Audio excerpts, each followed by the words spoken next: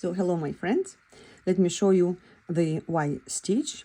So we will start with yarn over 3 times, 1, 2 and 3, then work into the indicated stitch, yarn over, pull up a loop, then yarn over, pull through 2 loops, yarn over, pull through 2 loops, yarn over, pull through 2 loops, and yarn over, pull through 2 loops. And now you see these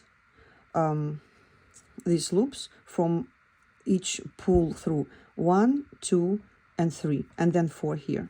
So make chain 6, I think, per pattern. I don't remember how many chains we have to make, and then work into the second pull through. Okay, so this was the first one, this is the second.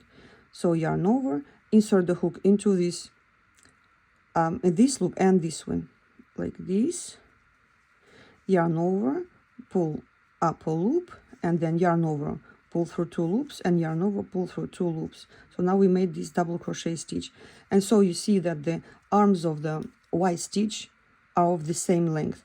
The tutorial that was posted, that this arm is much shorter because there is only one pull through. Okay, so that Y stitch is kind of crooked, is like this.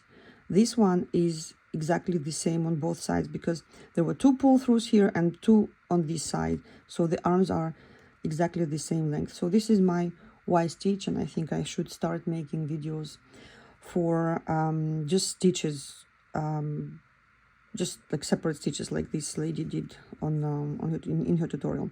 Well, I hope this helps, and happy crochet.